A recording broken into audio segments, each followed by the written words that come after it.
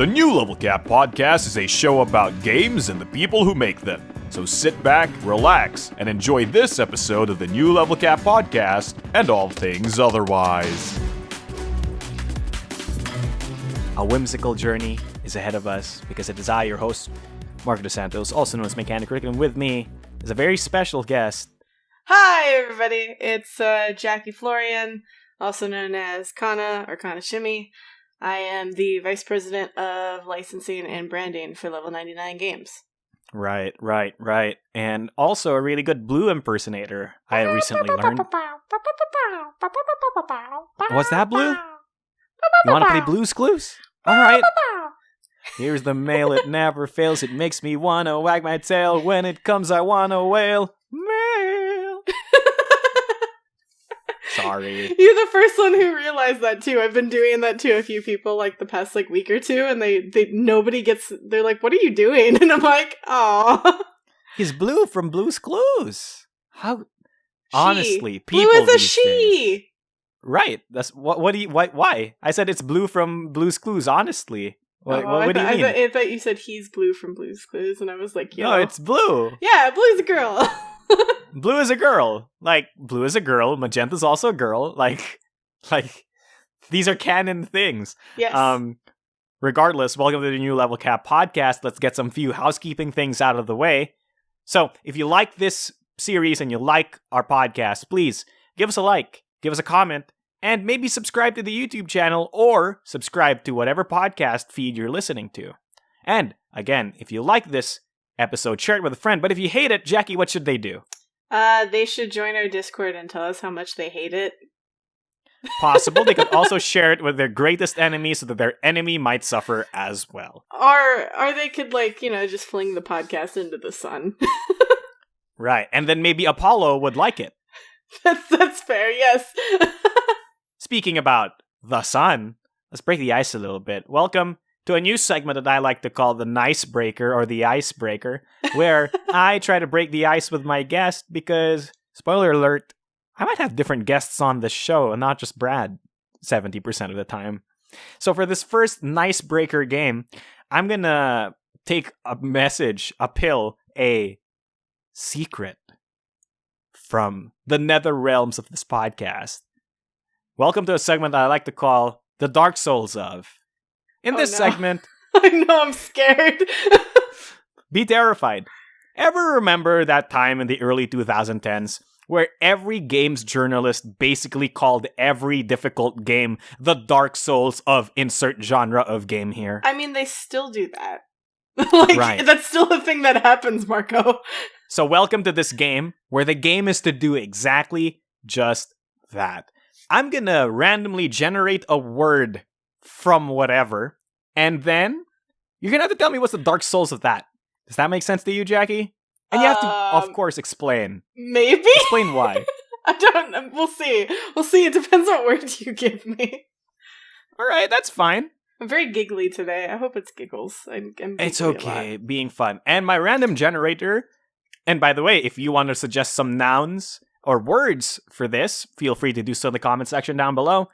Your word for this is, what is the Dark Souls of pizza?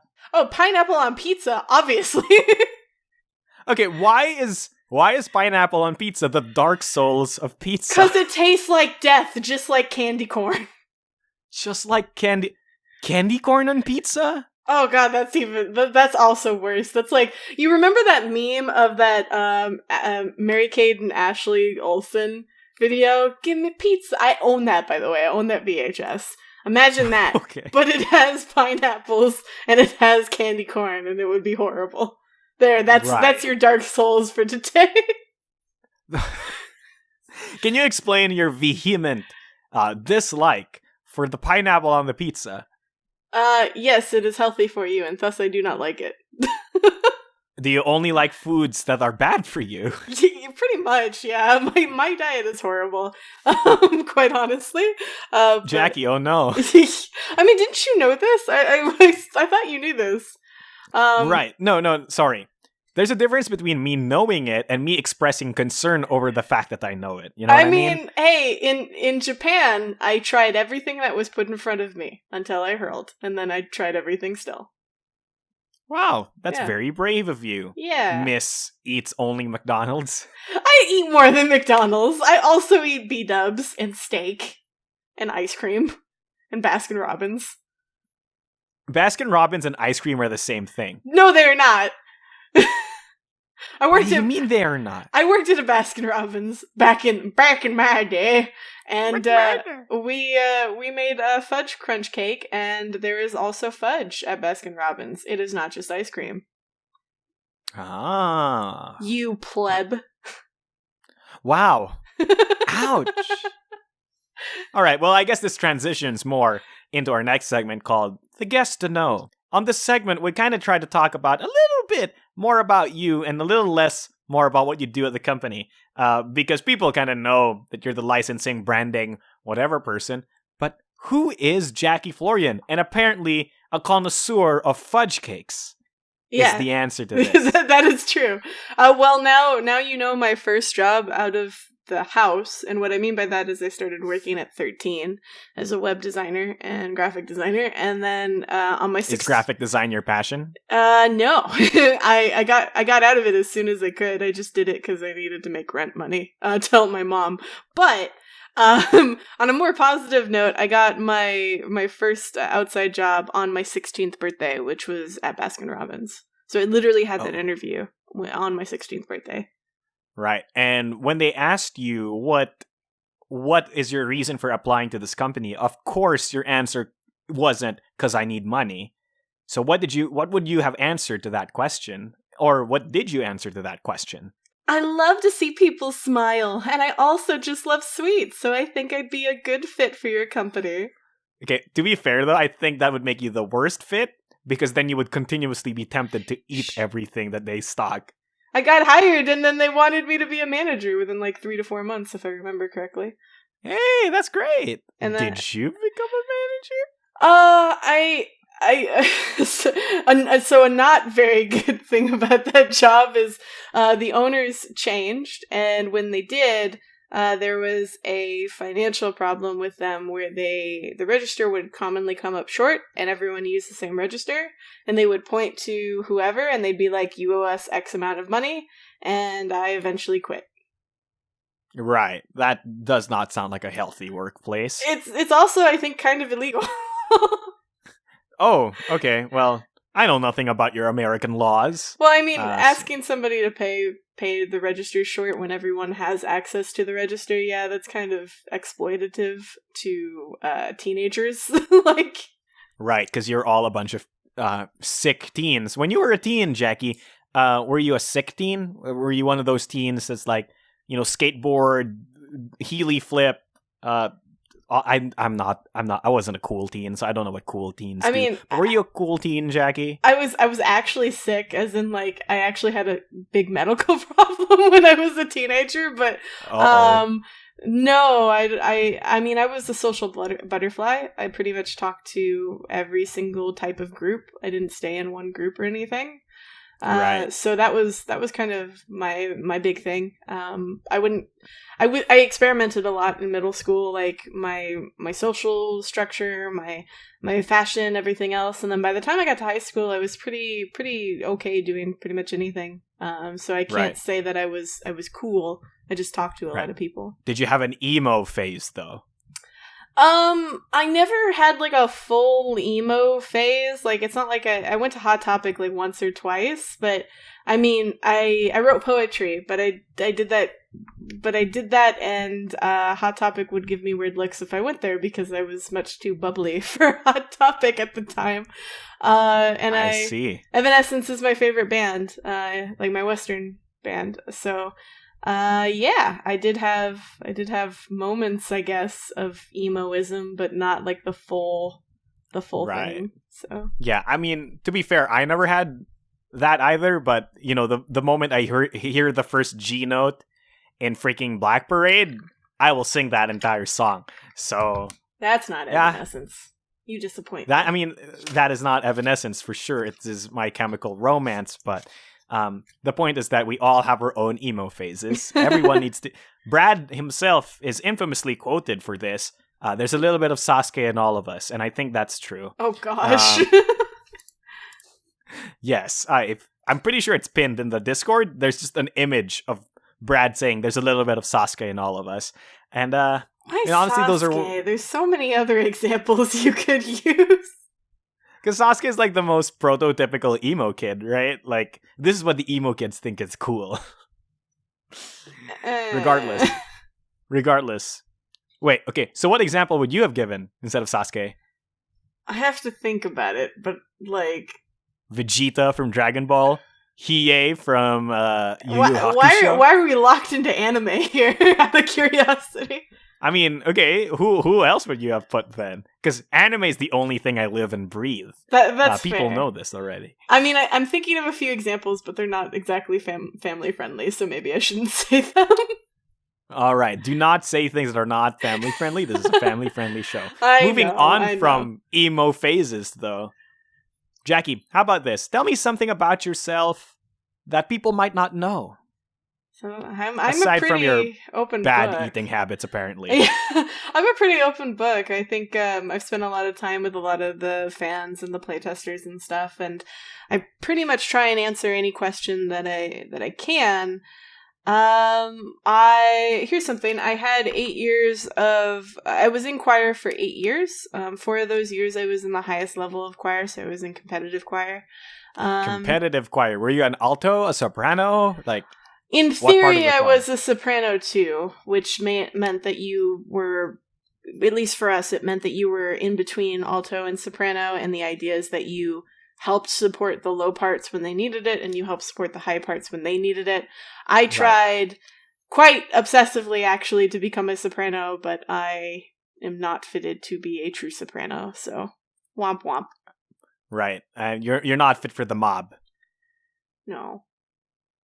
Sad. All right. So how's competitive choir? Like, what do you do in competitive choir? Do you have training every week? Is it like a varsity football team? Like, did you guys win competitions? Like, yeah, you would. I'm very interested. You would win competitions. You would travel to places, and any of the songs that you were practicing, you'd perform them at different places. And then if you win, generally you would perform them at like nursing homes and other things that are looking for that kind of entertainment. So you can interact with some of the people there, stuff like that. So that's pretty much the long and short of it. Is it was incorporated into choir class. So we would practice in choir class specific, like people who were competitive were in a specific period, and then we would also do it after school too, like an after school kind of thing as well. So it was a little intense in that regards. Right. So did you like it though? Yeah, actually, I loved singing a lot. When I got out of school and I graduated, I focused on voiceover, and so I didn't actually focus on singing. And so I tried to get back into singing, I'd say like 4-ish years ago, 3-4 years ago, because people were hiring me for jingles and things like that. And I actually got really frustrated at myself because I realized I just couldn't perform exactly like I did at that time when I was practicing every day. And that makes sense in my head, right? Right. But like emotionally I went, I know I can do this better. Why can't I do this better? So it wasn't until I was practicing every day again that I could actually like pull off some of the things that I used to be able to pull off. Right. Can we get a small sample? Oh, Don't no. be pressured. Why Don't would be you pressured. do this? Don't be pressured. I'm just saying. You could say no, right? I don't want to say no though. It's like now you put me into this spot where it's just like just sing the opening lines to Evanescence's "Bring Me to Life" because obviously you know this by heart already. I do. I'm trying to think if I can do something more fun. I mean, but that's not your milieu. Apparently, you love Evanescence. So well, the really popular song right now is the one from Frozen 2. I keep singing that song over and over again. Obviously, you're speaking about the best song in that movie, "Lost in the Woods." No, yes? I'm not. I was speaking of "Into the Unknown." No. That's no. No. I don't know the other song because I haven't seen it yet. I just know the "Into the Unknown" one. Okay, "Into the Woods" is great, but I don't want to spoil it for everyone. I haven't seen it yet. Don't do it. Let's just say that it's a great song, and that You'll love it. Regardless, Jackie, looks like people are going to have to wait until after the break to hear your sample. No! Because it's okay. We're going to go to the ad break. So, Jackie, take us to the ad break. Thanks, everyone, for tuning in to Level 99's podcast. And coming up next is a word from our sponsors. This episode of the New Level Cap podcast was brought to you by our Discord. If you want to hang out with Level 99 Games fans such as yourself, you may want to check our Discord channel where you can find some games, discuss our games, or just chill and hang out. Again, that's our Discord channel, the link for which can be found in the description down below. You're not a voice, you're just a ringing in my ear, and if I heard you, which I don't, I'm spoken for, I fear. Everyone I've ever loved is here within these walls. I'm sorry, secret siren, but I'm blocking out your calls. There you go. That was great. Oh, good. You liked it. Good. That was great. I'm not sure if you liked it, but I liked it. So well, if you liked it, then we're fine. Yeah, we're absolutely fine. So everybody, thanks for listening to that. But now we're getting to the meat of the matter, Jackie. Ooh, do I get some steak? I like steak. Oh man, sadly, that's not the kind of meat we're talking about. Wow, we're here. Wow, the bait is real. Wow, I'm offended. Get baited and switched. I learned that from Thief School. I know a lot of people know about your licensing stuff, but recently you've come back from a very special thing that you wish to talk about. So tell us about this. Jackie, what's the special thing you've been wanting to talk about? I went to Japan. It was pretty cool. Right, okay. Sorry. Why were you in Japan? Like how is this related at all? I was in Japan because we were there for Game Market. Granted, we were talking to a bunch of different companies in regards to licenses and various meetings, which I can't get too far into, but we went to Game Market to potentially look at the possibility of bringing some games to the United States. That makes sense. And how was it? How was your foray into the Japanese game market, Japan stuff? It was extremely curious because if you haven't been to Game Market, some of the booths were remarkably small, particularly the indie side. Like, it would just be a chair, and then it would just be the little space in front of them. So they weren't able to do, like, demos or anything like that. And when we would broach some of the people there and we would talk to them, they actually really wouldn't understand why we wanted a game that essentially wasn't in English, or why we were curious in a game that wasn't in English. And some people would be really confused and they would react like, well, there's no English rules, so why do they want to know?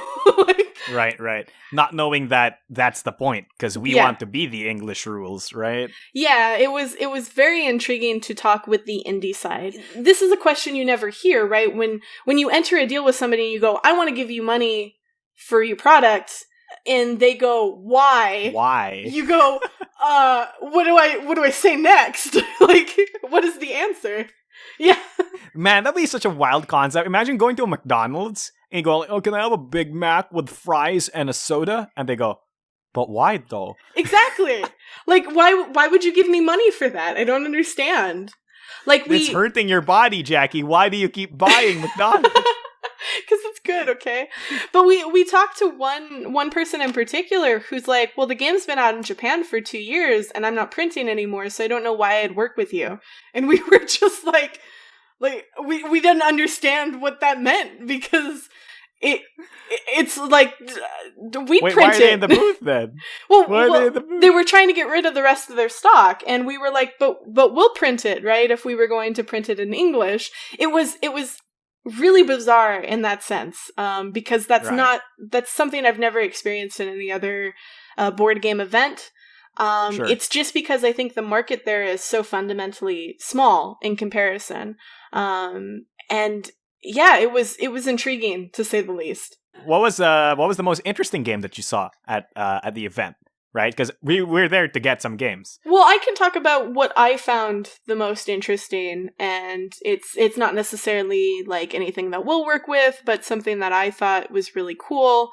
Delightworks, so there's two of them that I'll mention. Delightworks is working on something called, I think it translates to Shibuya Scramble. It's got kind of like this gang-esque sort of vibe, but it was very stylized. It was like colored and like very colored and black, and had very sharp edges. And there was something that was really attractive about the way that the game was put together. It seemed really simple and easy to jump into. And then the other game that I was really into, I think it has an English subtitle of like Flawless Flower. Right. But I think it's actually called Frozen Tear. So I think the full name is Frozen Tear Flawless Flower. Right. So one of the cards is in the unknown, right? Got it. But that game was interesting because that was clearly a game made for a female audience. And I'd never seen another game like this, but all of the characters in it are male, but they're very kind of pretty boy male. The art is very whimsical. It has sort of this like 90s anime. Shoujo vibe? Yeah. Does it have a shoujo vibe? Like Sailor Moon-esque? Sailor Moon-esque. I'd also reference maybe Clamp. Clamp. They were also selling like jewelry at their booth, and they were selling like other knickknacks that were just pretty, right? Like crystallized flowers in a glass with beads and stuff.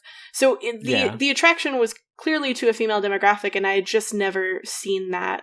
There's one other game that I really liked that I couldn't pick up because they had sold out. It's literally a teacher in her full time. She's a teacher, and she creates all the wooden components on her own in her spare time. And it was a game where like you put all these different like shapes into this hexagon sort of board, and you were trying to create a shape that matched the card, so like a spell card.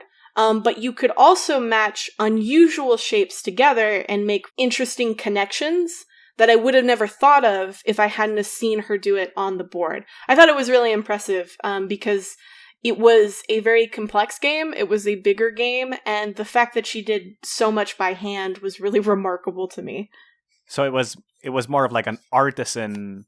You were really interested in the game because it felt like it was an artisan thing. Yeah, right? 100%. Most of the time, if you ask me, I mean, there's a reason why my username is my username, right? Yeah.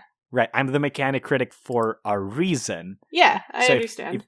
Right. I would gravitate towards games that had interesting looking mechanics, but to you, I feel like you have a very interesting viewpoint.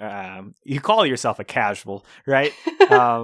But there you go, like a casual viewpoint of it's like there's so much more to a game than the weird rules text that the game is, right? Like, to you, what mattered was, oh, this one kind of looks like an art style that I really like. This is very stylized and very interesting and easy to get into. And this one is like a work of actual art, right?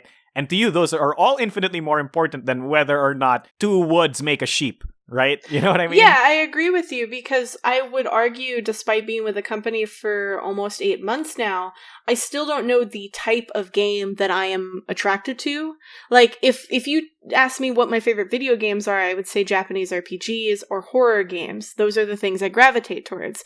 But if you ask me what my favorite board game genres are, I can't tell you still. I still can't. But the things that I'm immediately attracted to, is it cute? Is it beautiful?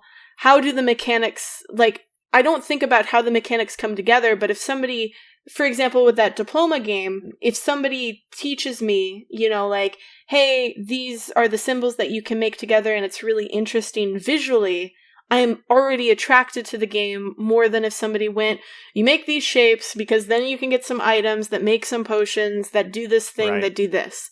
Like, that doesn't interest me in the same way. Right. So in terms of like analysis for people who know design, there is the primary gameplay loop, the secondary gameplay loop, and the tertiary gameplay loop. Does that make sense? Yes. Right. So if we look at it in a video game, let's say we talk about a game that's like Devil May Cry, right?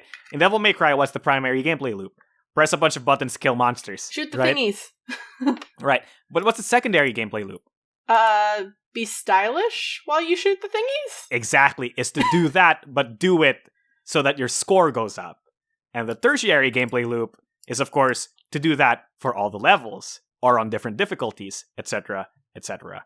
So it's a very interesting perspective. A lot of the time, I'm personally wrapped up in tertiary, secondary gameplay loops, when really what should be the core thing is the primary gameplay loop, which you seem to be very attracted to, right? Because it's like, the tactile feeling of moving shapes around on the board is fun in and of itself. It doesn't really matter how it interplays into 7 different systems. The thing about board games that is fundamentally very interesting, and the things that I have learned thus far going to these shows, seeing a lot of fans of board games interact, and then going to something like Target and Walmart and seeing the people who are picking up games from that section, is that I think all of us, to a certain degree, are attracted to the visual aspect of a game. It's just a lot of times we don't want to admit it. You have to reel people in first off. So at the very least, the basics or the basis of your art needs to hit certain factors to pull in the type of people where you can give them the pitch, you can tell them what the game is about, and then they grab it. Right, exactly. Because telling people that this game has non-binary gameplay state machine states isn't going to sell them on the game. That actually means nothing to me. What you just said just sounded like another language. Oh, sorry. That was purpose gibberish. It actually meant nothing. So, right. But the fact that you can't tell the difference, right? I can't tell the difference. Is the problem. And that's probably, some people out there might say that that's a lack of my knowledge in the gaming industry in terms of board games, and that's totally fine. I've said before on this podcast that I think there's a benefit for me not being completely in the deep end of board games so we can get another perspective, because, the people who are super hardcore into board games, the people who buy 400 board games a year, those are the people who are a subset of board gamers, right? But then there's also the families. There's also mothers who buy games for their kid. Like the people who play Uno and Monopoly and Jenga, right? Yes. Like there's something a bit snooty about hobby board games in that when somebody says, oh man, one of my favorite board games is, say, Catan or maybe even Monopoly, and you go like, it's not a real board game, right? Like there's that kind of attitude sometimes. But those games have success. Like they've been able to grasp that success, whether it's from their marketing plan or the way that they were presented or something that drew someone in. And so if we can utilize games like Monopoly and Uno and all of those other games to open kind of a bridge between those games and potentially more hobby-esque games, then we can actually have more people enjoying board games altogether. Right. This just means that I need to create an Uno variant with variable player powers, and it's a shonen anime. Thank you, Jackie, for this brilliant idea. TM, level 99 games. So, Jackie, let's move on to our final segment for the show. Let's level in a little bit, where we talk about some news and announcement for level 99 games. So, for this announcement, 2 things for me. Number 1, big thing.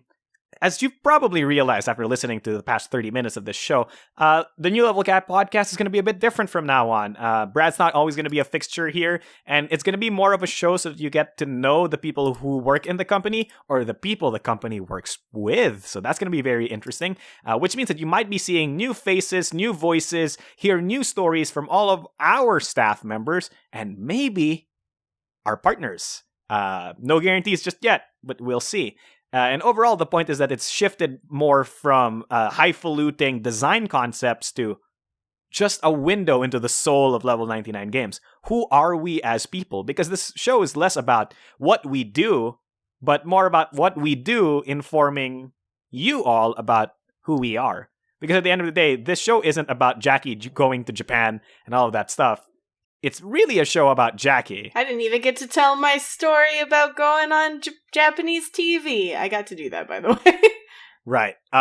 Sadly, that might have to wait for another episode. No. But that's fine. It's more reason for you to come back, Jackie. And number 2, Level 99 Games is going to take a few days off. This probably does not come as a surprise to many of you because it is the holidays. So if you see us slowing down a little bit, it's just the holiday stuff. Don't worry about it. It's a holly jolly Christmas. Right. Jackie, do you have anything you want to announce or at least are somewhat excited about? I'm excited about a lot of things that I can't talk about. I'm excited about a lot of things that are coming down the pipeline and will be revealed soon. I'm excited about Season 5 and Season 6 of Exceed, which you'll find out soon. Shrek and Sonic the Shrek. movie, of course. Right, No, Shrek and Sonic the movie. we're kidding. I'm extremely proud and excited of the work that we have done on Exceed Season 5. I am so excited to see your reactions and your comments and everything else. I would love to know what everyone's thoughts are about it, even if you're disappointed because it wasn't your favorite show or whatever it is, or your favorite video game. I would love to just see reactions. And hopefully moving forward, everyone will be happy to see what we have in store. I wish I could say more, but I'm gonna rhyme out the door. All right. And with that, we don't want to bore you anymore, and we'll end this episode of the podcast. So thank you so much for listening to this episode of the New Level Cap podcast. As usual, has been me, your host, Mark DeSantos, also known as Mechanic Greg, and with me has been the magnificent, magnanimous, awesome Jackie Florian. Arcana Shimmy. Arcana Shimmy's fine. Arcana. Whatever. Okay, whatever. Thank you so much for listening. Thank you, World of Indians. Thank you, and good night. Happy gaming! The New Level Cap podcast is produced by Level 99 Games. Join us next week for more game talk and shenanigans. Thank you for listening.